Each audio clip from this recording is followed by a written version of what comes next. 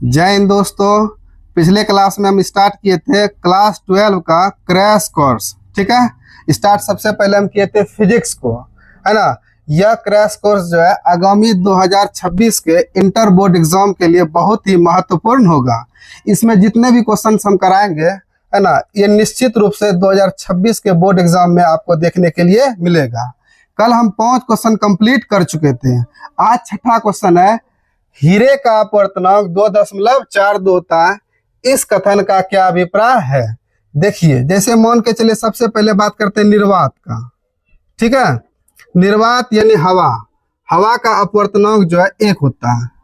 उसी प्रकार से पानी जो है इसका अपवर्तनांक 1.33 होता है। ठीक है, उसी प्रकार से जो है जैसे हम बात करते हैं कांच का अपवर्तनांक जो है 1.5 हो रहा है। क्या हम इसके बगल में अपने मन से 0 दे सकते हैं। ठीक है, उसी प्रकार से हीरा का अपवर्तनांक होता है 2.42। जब आप इस डाटा को देखिएगा, आप ध्यान से देखिए, अगर 1 है तो 1 से जब कुछ बढ़ा तो उस कंडीशन में जो यह विरल से हो गया सघन। उसी प्रकार से 1.3 से हो गया 1.5, फिर कुछ बढ़ा, फिर क्या हो गया ज्यादा सघन, और लास्ट में हो गया 2.42। हीरा का जो अपवर्तनांक होता है 2.42, यह सबसे अधिकतम अपवर्तनांक है ना। इसका मतलब वो हुआ कि जिस प्रकार से जैसे जैसे अपवर्तनांक का वैल्यू बढ़ता है, वैसे वैसे माध्यम की सघनता बढ़ जाती है ना। इस क्राइटेरिया से अगर आप देखिएगा, जैसे हीरा का अपवर्तनांक 1 है, इसका मतलब हीरा क्या होगा, सबसे अधिक प्रकाशीय विरल माध्यम हो गया। ठीक है, सॉरी, निर्वात का अपवर्तनांक 1 है, तो इस क्राइटेरिया से निर्वात जो है हो गया सबसे अधिक प्रकाशीय विरल माध्यम। ठीक है, और जो हीरा है इसका अपवर्तनांक सबसे अधिक है, इसका मतलब हो गया सर हीरा जो है सबसे अधिक प्रकाशीय सघन माध्यम हो गया। ठीक ना। तो अगर हमको ये पूछेगा हीरा का अपवर्तनांक 2.42 होता है, इस कथन का क्या अभिप्राय है, तो हमको जवाब देना हीरा का अपवर्तनांक 2.42 होता है, इस कथन का अभिप्राय यह है कि हीरा सबसे अधिक प्रकाशीय सघन माध्यम है। अगर सबसे अधिक प्रकाशीय सघन माध्यम हुआ, इसका मतलब हुआ सर इसमें प्रकाश की चाल सबसे कम होगी। प्रकाश की चाल क्या होगी, सबसे कम होगी। इसी चीज को हम यहाँ पे लिखे हैं, देखिए समझिए, हीरा का अपवर्तनांक 2.42 होता है, इस कथन का अभिप्राय यह है कि हीरा सबसे अधिक प्रकाशीय सघन माध्यम है, जिसमें प्रकाश की चाल सबसे कम होती है। ठीक है, इसी क्वेश्चन को और दोबारा पूछ सकता है कि बताइए निर्वात यानी हवा का अपवर्तनांक 1 होता है, इस कथन का क्या अभिप्राय। इस क्वेश्चन का जस्ट अपोजिट इसमें बताएंगे कि हवा या निर्वात का अपवर्तनांक 1 होता है, इस कथन का अभिप्राय यह है कि हवा सबसे अधिक प्रकाशीय विरल माध्यम है। ठीक है, जिसमें प्रकाश की चाल सबसे अधिक होती है। ठीक है ना, इसी चीज को लिखे, समझिए, हवा या निर्वात का अपवर्तनांक 1 होता है, इस कथन का अभिप्राय यह है कि हवा सबसे अधिक प्रकाशीय विरल माध्यम है, जिसमें प्रकाश की चाल ऊपर थोड़ा सा सबसे अधिक होती है। अर्थात एक बार हम फिर से रिवीजन कर देते हैं। देखिए, हीरा जिसका अपवर्तनांक जो सबसे अधिक है, अगर सबसे अधिक है तो ये प्रकाशीय सघन माध्यम होगा, जिसमें प्रकाश की चाल सबसे कम होगी। ठीक है, और जबकि निर्वात या हवा जिसका अपवर्तनांक सबसे कम होता है, और यह प्रकाशीय विरल माध्यम होगा, जिसमें प्रकाश की चाल सबसे अधिक होगी। ठीक है, अब नेक्स्ट सवाल देखिए, ऊपर कीजिए। अब कह रहा स्नेल के व्यापक रूप को लिखें। देखिए कैसे लिखना, सबसे पहले हमको करना क्या है, 2 माध्यमों को अलग करने वाला सतह बना दिए। ठीक है, रुकिए, यहाँ पे ऊपर हो गया थोड़ा सा। यहाँ पे हम क्या कर रहे हैं, 2 माध्यमों को अलग करने वाला सतह बना दिए। ये है पहला माध्यम और नीचे है दूसरा माध्यम। ठीक है, अब प्रकाश क्या हो रहा है, पहले माध्यम से दूसरे माध्यम में क्या कर रहा है, प्रवेश कर रहा है। कौन, प्रकाश। कल हम आपको बताए थे, जब प्रकाश एक माध्यम से दूसरे माध्यम में प्रवेश करती है तो वह अपने मूल पथ से विचलित हो जाती है।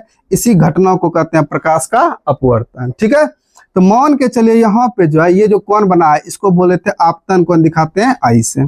उसके बाद ये हुआ अपवर्तित किरण और ये हुआ अभिलंब, इसके बीच बने कोण को दिखाते हैं आर से, जिसे अपवर्तन कोण कहा जाता है।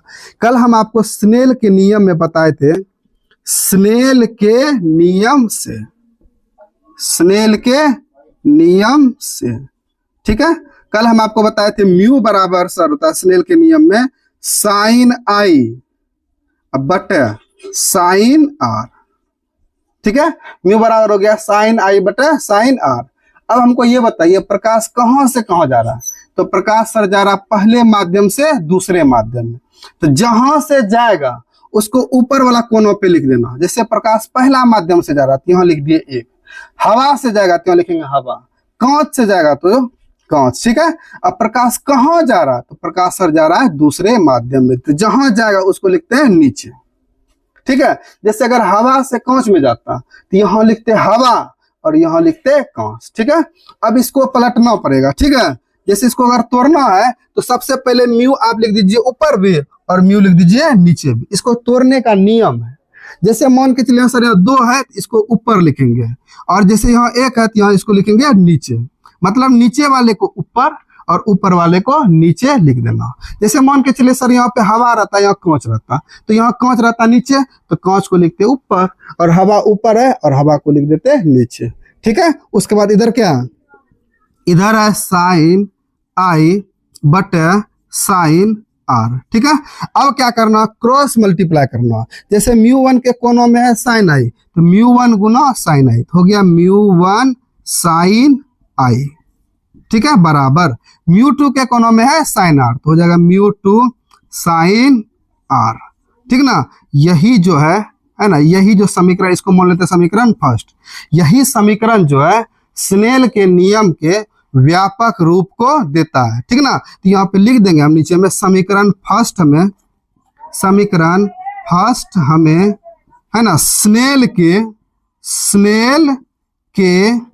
है ना व्यापक, स्नेल के व्यापक रूप को देता है, ठीक है। इतना क्वेश्चन कर दीजिएगा, यहाँ तक लिख दीजिएगा, ऐसे बना दीजिएगा, क्वेश्चन हो जाएगा कंप्लीट। आप जो है यहाँ पे इस क्वेश्चन का जो है यहाँ पे हम आंसर नहीं लिख पाए, ठीक ना, आप इसको यहाँ पे बना लीजिए। इसके बाद हम समझते हैं क्वेश्चन नंबर 9, ठीक है। देखिए क्वेश्चन नंबर 9 में क्या कर रहा है, आयताकार कांच के गुटके या सिल्ली से प्रकाश के अपवर्तन का किरण आरेख खींचे, यही है ना।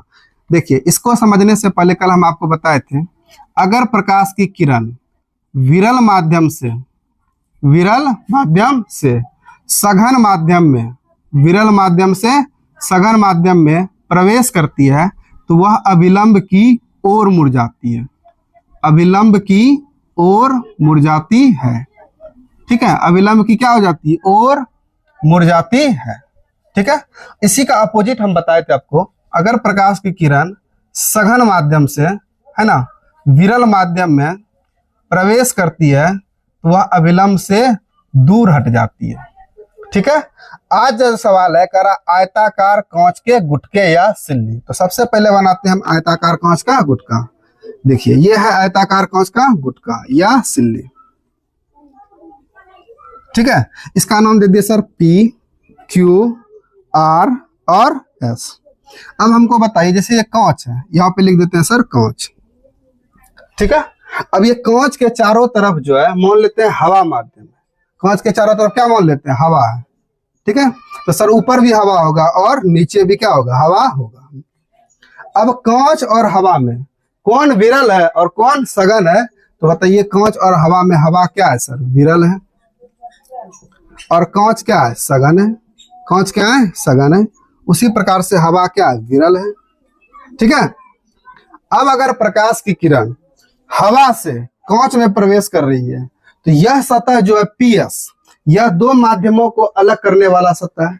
तो जिस बिंदु से टकराया उस बिंदु को कहते हैं सर आपतन बिंदु। इस पर क्या डाल देंगे, अभिलंब, इस पर क्या डाल देंगे, अभिलंब डाल दिए। इसकी दिशा इस ऐसे है, ठीक है, इसकी दिशा ये है। तो अगर प्रकाश विरल से सघन में प्रवेश कर रही हो तो हम क्या लिखा है सर, विरल से अगर सघन में जाएगी तो वह अभिलंब की ओर आएगी, इसका मतलब वह प्रकाश इधर आ जाएगी, यहाँ आके टकरा गए, लेकिन यह जो है केवल यही तक ना होगा, क्योंकि कांच तो यही तक है। फिर इस बिंदु पे टकराया तो इस बिंदु पर क्या डाल देंगे, अभिलंब, ठीक ना। अब प्रकाश यहाँ के बाद से प्रकाश जो है कांच से हवा में जाएगी, अर्थात सघन से विरल में जाएगी। तो जरा सा देखिए, तो अगर सघन से विरल में जाएगा तो वह अभिलंब से क्या जाएगा, दूर जाएगा। तो सर ये अभिलंब से चला जाएगा दूर, ठीक है। तो ये हो गया आपतित किरण, और ये हो गया अपवर्तित किरण, और ये हो गया निर्गत किरण, ठीक है। तो लिखना कैसे है, माना कि PQRS एक आयताकार कांच का सिल्ली या गुटका है, ठीक है। उसमें से नाम दे दीजिए सर, यहाँ पे A, यहाँ दे देते हैं O, यहाँ पे दे देते हैं B, और यहाँ पे दे देते हैं C। तो AO हो जाएगा आपतित किरण, OB हो जाएगा अपवर्तित किरण, और BC हो जाएगा निर्गत किरण, ठीक है। आपतन, ये जो हुआ आपतित किरण, इसके बीच बने कोण को कहते हैं आपतन कोण, दिखाते हैं I से। अपवर्तन 2 बार हुआ, एक बार यहाँ हुआ, एक बार यहाँ हुआ। ये हो जाएगा R1, ये हो जाएगा R1, और ये हो जाएगा सर R2। तो R1 और R2 हो जाएगा अपवर्तन कोण, ठीक है। BC हुआ निर्गत किरण, BC क्या हो गया, निर्गत किरण। यहाँ पर जो कोण बनेगा इसको बोलते हैं निर्गत कोण, दिखाते हैं इसे, ठीक है। अब हमको बताइए आपतित किरण जो है A से लेके कहाँ तक है, O तक है, और ये जो लाइन हम खींचे हैं डॉट डॉट डॉट से, ये आपतित किरण नहीं है ना, ये आपतित किरण की दिशा है, ठीक है। तो आपतित किरण की दिशा, और ये क्या है, निर्गत किरण। इसके बीच की लंबिक दूरी, लंबिक मतलब बिल्कुल सीधा में दूरी है ना, वो क्या कहलाता है, लेटरल डिस्प्लेसमेंट, हिंदी में कहते हैं पार्श्विक विस्थापन। ये हमारा D क्या हो गया, पार्श्विक विस्थापन। अगर कोई पूछेगा पार्श्विक विस्थापन क्या है, तो आपतित किरण की दिशा तथा निर्गत किरण की दिशा के बीच के लंबिक दूरी को पार्श्विक विस्थापन कहते हैं। इसे दिखाते हैं D से, ठीक है। यही हम बना, ऊपर की थोड़ा सा, ये देखिए, ये कांच का आयताकार गुटका है, प्रकाश इधर से आ रही है, इसका मूल रास्ता ये है, ठीक है। प्रकाश क्या हुआ, अब इस जगह से यहाँ टर्न ले लिया, क्योंकि विरल से प्रकाश सघन में जा रही है, ठीक है। लेकिन ये प्रोसेस यहीं तक हुआ। इसके बाद प्रकाश जो कांच से हवा में प्रवेश करने लगी, जिसके वजह से यह अभिलंब से क्या चली गई, दूर चली गई। ये हो जाएगा AO आपतित किरण, OB अपवर्तित किरण, और BC निर्गत किरण, है ना। यहाँ पे आपतन कोण, अपवर्तन कोण R1 और R2, और E हो जाएगा निर्गत कोण। ये हो गया सर आपतित किरण की दिशा, और ये हो गया निर्गत किरण की दिशा, और इसके बीच की लंबिक दूरी को कहते हैं सर पार्श्विक विस्थापन। जो CD है ये क्या है, पार्श्विक विस्थापन है, ठीक है। अब नेक्स्ट सवाल देखिए, 10वां नंबर, ये इसी चीज को हम यहाँ पे लिख दें सारा चीज। 10वां नंबर देखिए क्या है, 10वां नंबर है क्रांतिक कोण क्या है, क्या है क्रांतिक कोण क्या है। देखिए, जैसे मान के चलिए ये 2 माध्यमों को अलग करने वाला सतह है, ठीक है। और यहाँ जो है प्रकाशीय सघन माध्यम है, और यहाँ ऊपर जो है प्रकाशीय विरल माध्यम है, ठीक है। प्रकाशीय सघन और प्रकाशीय विरल माध्यम है। तो जब प्रकाश की किरण सघन से विरल में प्रवेश करती है तो वह अभिलंब से दूर हटती है। लेकिन हम क्या कर रहे हैं, प्रकाश की किरण को सघन से विरल में भेज रहे हैं, और जिस बिंदु पे टकराया उस बिंदु पे डाल दिए अभिलंब। क्या डाल दिए, अभिलंब। अब हम ये मान के चलते हैं कि ये इतना डेंस था, इतना सघन था, कि जब किरण अभिलंब से दूर जाएगी उस दौरान जो है 2 माध्यमों को सतह अलग करने वाले सतह पर ही चली जाएगी। अर्थात अपवर्तित किरण जो है 2 माध्यमों को अलग करने वाले सतह के रास्ते पर चली जाएगी।